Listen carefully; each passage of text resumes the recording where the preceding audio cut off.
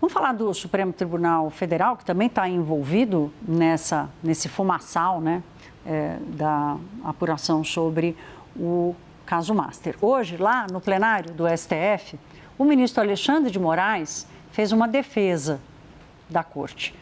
Uma defesa das acusações sobre conflito de interesses na atuação dos juízes. O Alexandre de Moraes disse que há má-fé nas afirmações de quem diz que o STF permite que os magistrados julguem processos que tenham a participação de parentes como advogados. Ele não citou nenhum caso específico. Vamos ouvi-lo. Todos os magistrados, inclusive os magistrados desta Suprema Corte, não julgam nunca nenhum caso em que tem ligação. E aí, presidente, volta a má-fé.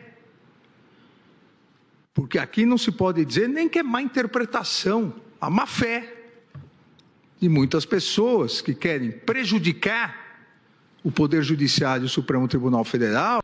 A regra de impedimento é clara. O magistrado, desde a primeira instância, desde lá o juiz de Aguaí, até o Supremo Tribunal Federal, ele está impedido de julgar qualquer caso que tenha qualquer das partes ou advogados, seus parentes. Juliana Lopes já comigo.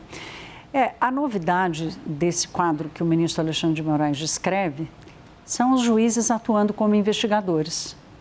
É o caso do próprio Alexandre de Moraes, né?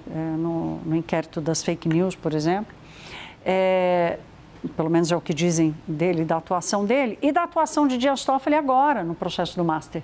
Porque ele não está julgando, mas ele está conduzindo a investigação.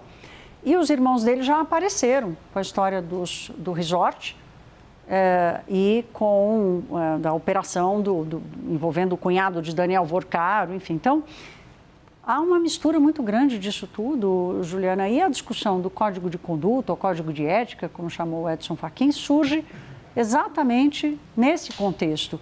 Essa posição do Alexandre de Moraes, a gente já pode identificá-la como uma reação a esse debate do Código? Uma série de recados que sim mostram uma reação. Você já estava falando que existia e existe ainda uma divisão dentro da Suprema Corte sobre a necessidade de ter um código de conduta, um código de ética, né, como foi renomeado esse código. A gente sabe que, por esses recados, o Alexandre de Moraes está contra isso. Tem uma questão, Thaís, que é bastante importante, que tem uma linha do pensamento do ministro Alexandre de Moraes que ele colocou hoje num julgamento sobre o uso de redes sociais pelos magistrados, que faz muito sentido, que leva a gente a pensar sobre inflação legislativa. Será que criar novas regras resolve? Ou as regras que estão sendo, que já existem, elas não deveriam ser cumpridas? E, de fato, Alexandre de Moraes coloca isso. Olha, tem uma série de regras que já foi colocado, discutido pelo Conselho Nacional de Justiça, que já conduzem ali a conduta dos ministros da Suprema Corte. O fato que a gente precisa discutir é se elas estão sendo realmente cumpridas, no que diz respeito a posicionamentos políticos e agora, especialmente por conta do Banco Master, no que diz respeito à relação dos parentes, né, dos ministros. A gente sabe que no caso de Alexandre de Moraes, o ponto crucial é em relação à esposa dele, né, que firmou um contrato de uma empresa de advocacia com o Banco Master. Então, esse é o ponto essencial dessa discussão. Mas eu também chamo a atenção para um posicionamento do próprio ministro Dias Toffoli nesse mesmo julgamento que está acontecendo, e a gente está colhendo ali os recados que estão sendo colocados. E Dias Toffoli já foi num discurso mais, eu acho que a gente precisa rediscutir a conduta dos ministros da Suprema Corte, que coloca ele daquele lado do ministro Edson Fachin, presidente do STF, sobre realmente essas regras. Porque seria uma saída para esse escândalo também, né? O ministro está sendo alvo de críticas e questionamentos por isso.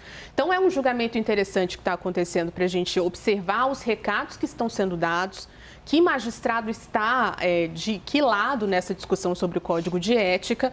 E tem o ministro Alexandre de Moraes dizendo que não há necessidade de novas regras, que já está tudo posto e que elas são cumpridas pelos magistrados. Não é o que a opinião pública está colocando nesse momento, né?